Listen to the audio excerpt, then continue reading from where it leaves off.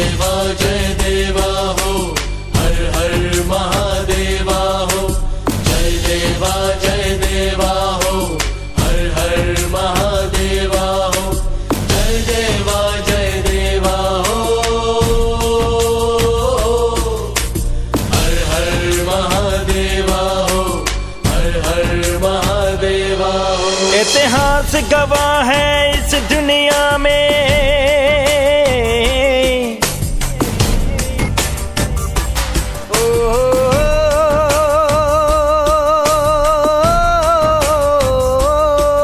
इतिहास गवाह है इस दुनिया में लाखों पड़े सबूत। इतिहास गवाह है इस दुनिया में लाखों पड़े सबूत।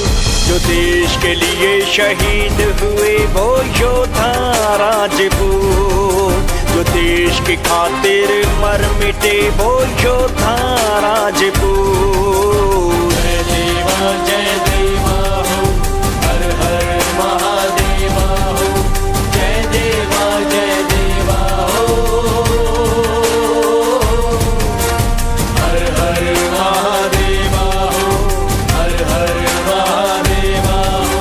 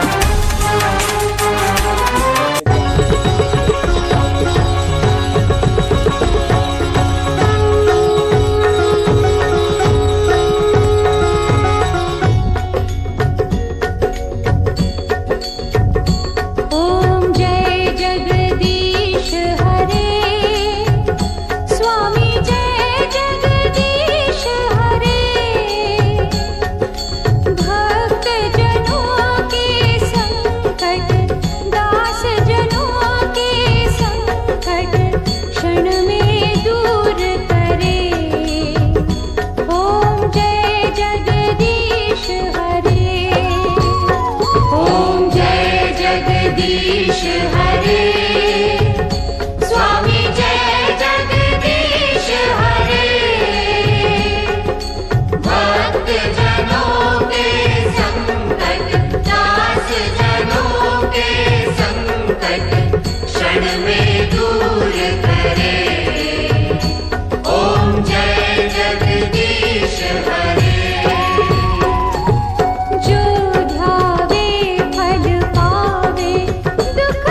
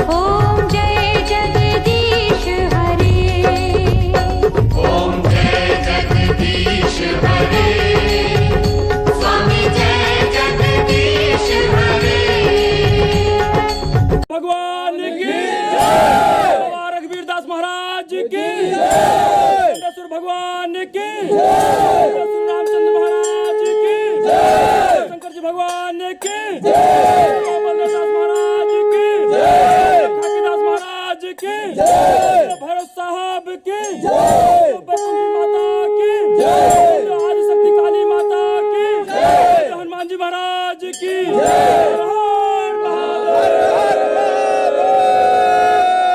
देवा जय देवा हो हर हर महादेवा हो जय देवा हो हर हर महादेवा हो जय देवा हो हर हर महादेवा हो हर हर महादेवा हो। बोलो सुध बारा भगवान की जय। आप सभी को प्रणाम नमस्कार। पहले एपिसोड के द्वारा हम आप तक अपनी क्षेत्र के विषय में भाले सुल्तान एक महान क्षत्रिय योद्धा के विषय में मुख्य वक्ता आदरणीय विभाकर जी के द्वारा पहला प्रसंग के रूप में आप तक हमने माता बैकुंठी का विवरण आपके सामने रखा। जो उस क्षेत्र के विषय में आदरणीय विभाकर जी द्वारा आदिशक्ति बैकुंठी देवी के विषय में आप तक हमने जानकारी दी। आज हम दूसरे एपिसोड के द्वारा आज हम पहुँचे हैं भगवान श्वेत बाराह का मंदिर। आखिर श्वेत बाराह का नाम क्यों लिया जाता है? आपने ये जाना होगा, टीवियों के द्वारा आपने देखा भी होगा, आपने प्रवचन के द्वारा सुना होगा कि इस पृथ्वी को कोई राक्षस था, हिरण्याक्ष नाम का, वो इस पृथ्वी को डुबो दिया था समुद्र में। ऐसी बातें हम तक सुनने में आई हैं, लेकिन ये श्वेत बाराह भगवान का अवतार जहाँ पे बताया जाता है, आज हम उसी क्षेत्र में पहुँच चुके हैं। आखिर भाले सुल्तान क्षत्रिय एक महान योद्धा कहा गया है, तो इसके पीछे कुछ न कुछ बातें हैं, और वो बातें हैं जो भगवान श्वेत बाराह का यहाँ पे अवतार हुआ है। आज हम आपके बीच में परिचय कराना चाहेंगे, हम सबके बीच में श्वेत बाराह क्षेत्र या भाले सुल्तानी क्षेत्र के विषय में आप तक हम जानकारी पहुंचाने के लिए मुख्य प्रवक्ता के रूप में समाज सेवी आदरणीय श्रीमान श्री अवधेश जी हम लोगों के साथ में उपस्थित हैं, और आज हम इन्हीं से जानकारी लेंगे और इनके साथ में इस क्षेत्र के, इस पूरे साम्राज्य के हमारे मुख्य वक्ता श्रीमान श्री अवधेश सिंह जी आपके बीच में उपस्थित हैं। आपका परिचय? अवधेश सिंह, शादीपुर, इसी श्वेत बाराह क्षेत्र का निवासी। वक्ता के रूप में मिले थे वो वक्ता श्रीमान विभाकर जी आपके बीच में उपस्थित हैं, लेकिन एक बार पुनः आपका दोबारा मैं परिचय करवाता हूं। आदरणीय विभाकर जी, आप एक बार परिचय दीजिए। सबसे पहले सबको प्रणाम। मैं ओंकार सिंह विभाकर, माता श्री का नाम श्री गंगा देवी, पिता श्री श्री सिद्धपाल सिंह, ग्राम उमरा का निवासी, इसी श्वेत बाराह क्षेत्र के अंतर्गत उपस्थित हूँ। सबको प्रणाम। हमारे आपके बीच में ये जो भाले सुल्तान क्षेत्र है, इस क्षेत्र के राजा साहब हमारे बीच में बैठे हैं, लेकिन मैं राजा साहब से निवेदन करूंगा कि आप अपना परिचय स्वयं आप दें। मैं राय भानु प्रताप सिंह, पिताजी का नाम स्वर्गीय श्री ओम प्रकाश सिंह, ग्राम तिरहुत। आपके बीच में इस समस्त श्वेत बाराह क्षेत्र के सम्मानित व्यक्ति, संभ्रांत व्यक्ति, गणमान्य यहाँ पे भी उपस्थित हैं। आप सभी को मेरा प्रणाम और श्वेत बाराह भगवान की जय। आज अपने बीच में उपस्थित हैं भाले सुल्तान क्षत्रिय समाज के एवं श्वेत बाराह क्षेत्र के मुख्य वक्ता के रूप में, जो विद्वान के रूप में भी जाने जाते हैं। अगर आपके विषय में बात किया जाए, जिस प्रकार विभाकर जी के विषय में, विभाकर जी के वक्तव्यों द्वारा आपने माता बैकुंठी आदिशक्ति देवी बैकुंठी माता के विषय में आपने जाना, उस प्रकार श्वेत बाराह क्षेत्र के विषय में आज हम सबको परिचय एवं श्वेत बाराह क्षेत्र की भव्यता, पौराणिकता के संबंध में जो बताने वाले हैं वो हैं आदरणीय समाज सेवी श्रीमान अवधेश जी।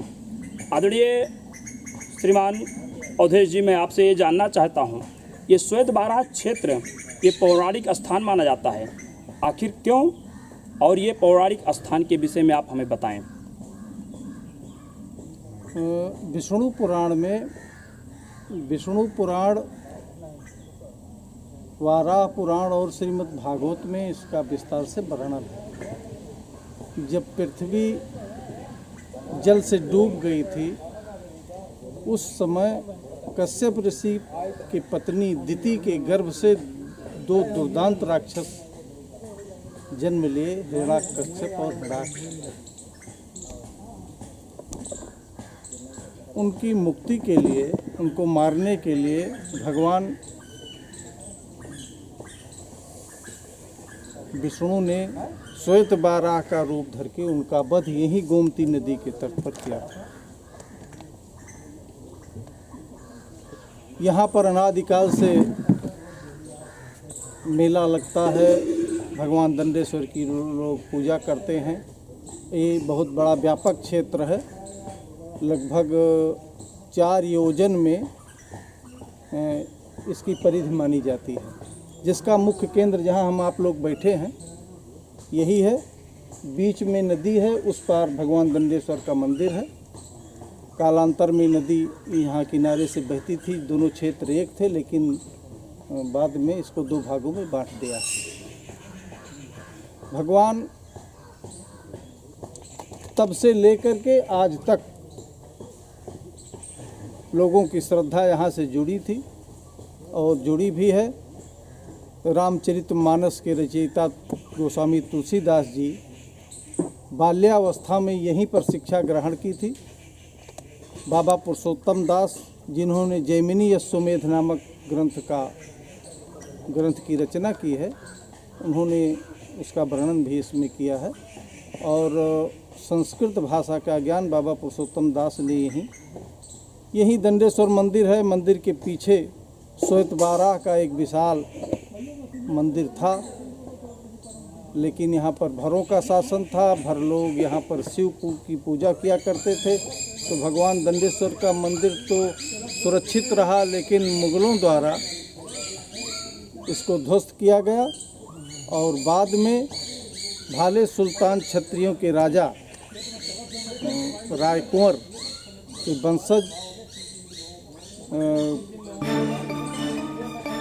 भारी संख्या में इस मंदिर को बचाने के लिए युद्ध किया और उनका बलिदान भी दिया, जिसमें कुंडेश्वर महादेव का मंदिर गाजलपुर और कुंडेश्वर धाम का मंदिर था।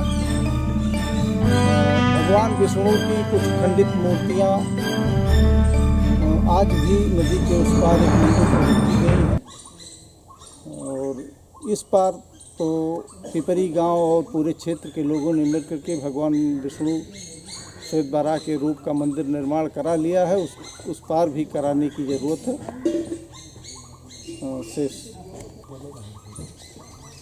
आदरणीय श्रीमान अवधेश जी, आपने भी बाबा पुरुषोत्तम दास जी का नाम आपने लिया। आखिर बाबा पुरुषोत्तम दास और महान आदरणीय जो रचयिता माने जाते हैं तुलसीदास जी के विषय में आप हमें प्रकाश डालें और हमें आप बताएं।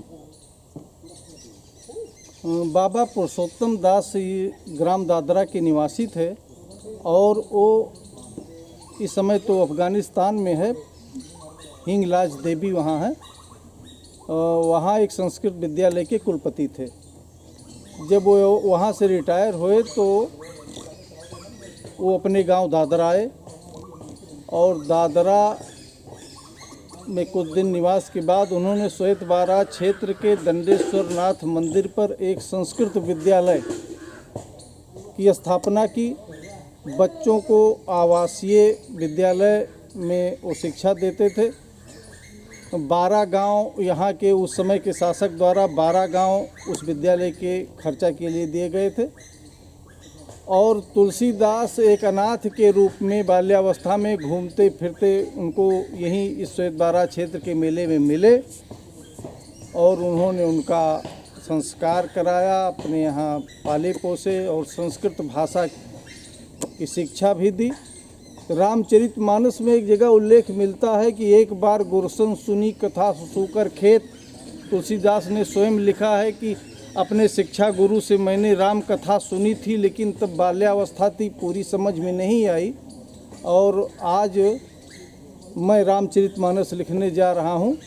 बाबा पुरुषोत्तम दास ने जो ग्रंथ जैमिनी अश्वमेध लिखा वो अवधी भाषा में लिखा। अवधी के आदि कवि कहे गए, और अवधी भाषा में दोहा छंद चौपाई में लिखा। तो तुलसीदास जी ने उसी जैमिनी को पढ़ने के बाद प्रेरणा मिली कि मैं रामचरितमानस को अवधी में लिखूंगा तो लोगों के समझ में आएगी। मानस जैमिनी अश्वमेध के लिखने के 36 वर्ष बाद रामचरितमानस की रचना हुई है। तो बाबा पुरुषोत्तम दास जब हिंगलाज से वहाँ अफ़गानिस्तान से जो उनका विद्यालय था वहाँ से रिटायर हुए, तो उनको देवी हिंगलाज की इष्ट थी। उन्होंने कहा, माता जी मैं अपने घर जाना चाहता हूँ, तो पूजन अर्चन दर्शन में बाधाएं होंगी। माता जी ने कहा कि हम आपके साथ चलूँगी, क्या ले चलोगे? उन्होंने कहा हाँ बिल्कुल आपके। तो उनको माता जी को साथ लेकर के आ रहे थे। शर्त ये तय हुई थी कि आप पीछे मत देखना। तो इतनी बड़ी लंबी यात्रा करते हुए जब यहाँ चले आए इन्होना के पास, तो वहाँ पर रात्रि विश्राम किया, और रात्रि में एक बार देवी जी ने कुछ कहा और पीछे मुड़ करके जब पुरुषोत्तम दास ने देखा तो देवी ने कहा कि अब हमारी आपकी शर्त पूरी हो गई, मैं यहाँ से नहीं जाऊँगी। तो पुरुषोत्तम दास जी ने वहाँ पर अहोरोन देवी के नाम से उनकी स्थापना कर दी। तो अहिरबन नाम था उसका, अब अहोरोन हो गया है। वो सांपों का जंगल था, वहाँ पर स्थापना कर दिया और चले आए। तो अपने गांव के पश्चिम में दादरा के उन्होंने मंदिर बनवाया और देवी जी से जाकर निवेदन किया। तो देवी जी ने कहा शोक सोमवार वहाँ पर मेला लगवाइए, हमारा दर्शन मिलता रहेगा। तो आज भवानी देवी का मंदिर पहले तो रायबरेली जनपद में था, लेकिन जिला विस्तार होने के कारण अब वो अमेठी में सिंहपुर ब्लॉक में है, और ग्राम दादरा मुसाफिर खाना विकास खंड में अमेठी जनपद के अंतर्गत माँ हिंगलाज धाम के रूप में विख्यात हो गया। बाबा पुरुषोत्तम दास द्वारा रचित जैमिनी अश्वमेध पुस्तक राम जन्मभूमि बाबरी मस्जिद जो विवाद चल रहा था, तो हाई कोर्ट में माननीय अशोक सिंघल जी ने साक्ष्य के रूप में उसको प्रस्तुत किया है, और वो पुस्तक मैंने भी भेंट की थी सिंघल जी को।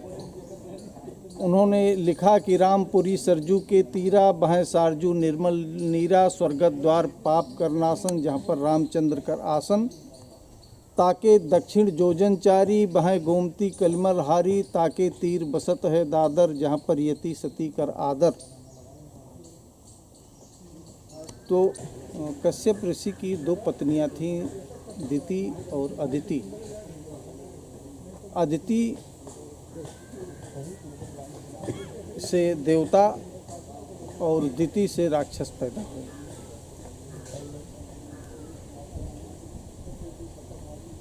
दिति के गर्भ में हिरण्याकश्यप और हिरण्याक्ष पैदा हुए,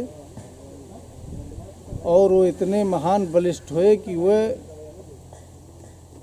पृथ्वी की समस्त धन वैभव संपदा को इकट्ठा कर रहे थे। त्राय त्राय मच गई थी। वैसे तो पुराण जो है वो समाधि भाषा में लिखा गया है, लोग अर्थ का अनर्थ करते हैं। तो पृथ्वी को लोग कहते हैं कि पृथ्वी को चुरा ले गया था, पृथ्वी के धन वैभव संपदा को चुरा ले गया था, ना कि पृथ्वी चुराने की स्थिति में है कोई। तो भगवान विष्णु से युद्ध के लिए उन्होंने भगवान विष्णु को ललकारा, और भगवान विष्णु ने इसी गोमती नदी के किनारे जब हिरण्याक्ष और विष्णु का युद्ध होने लगा, तो जब वो पराजित होने की स्थिति में आया, तो भागवत में लिखा है कि मौ, रुधिर, विष्टा आदि का एक किला बनाया, और डर के मारे उसमें घुसा कि ये यहाँ नहीं आ पाएंगे। तो भगवान ने अपने सुदर्शन चक्र से उसको विदीर्ण कर दिया, उसके किले को, और उसको मार दिया। तो उसका जो किला बना था, कोट बना था, आज भी कोटवा गांव स्थित है। वो कोटवा गांव जहाँ पर हिरण्याक्ष का वध हुआ था, आज भी कोटवा स्थित है। और भगवान विष्णु के नाम पर जो नगर बसा यहाँ, उसको नारायणपुर कहा गया। नारायणपुर भी आज स्थित है, लेकिन अपभ्रंश हो गया। नारा अढ़नपुर, नारा अलग हो गया, अढ़नपुर अलग हो गया, जबकि उसका नाम नारायणपुर था। आज जहाँ भगवान दंडेश्वर हैं, कोचित गांव है। कोचित का प्राचीन नाम श्रीक्षित था, और श्रीक्षित से अपभ्रंश हो करके कोचित नाम से है। श्रीक्षित क्या कोई मुनि ऋषि थे? नहीं, श्री माने लक्ष्मी जी की इच्छा के अनुसार भगवान विष्णु ने जिस नगर को बसाया, उसका नाम श्रीक्षित। थौरी, स्थापना शब्द से, जहाँ पर पुनर्धर्म की स्थापना पृथ्वी पर भगवान विष्णु ने शुरू की, वो स्थापना शब्द अपभ्रंश होते होते थौरी हो गया। थोड़े ही दूर पर एक गांव दिक्षौली है। दिक्षौली, भगवान नारद ने ओम नमो भगवते मंत्र का जाप कयाधु को दिया था। हिरण्याकश्यप की पत्नी कयाधु को जहाँ दीक्षा दिया था, वो दीक्षाली गांव था, और दीक्षाली से दिक्षौली हो गया। तो इसलिए यहाँ के जो प्राचीन नगर हैं और जो यहाँ की स्थिति है पुराणों की, दोनों को अगर मिलाया जाता है तो ये अनादिकाल से लेकर के आज तक मिल रही है।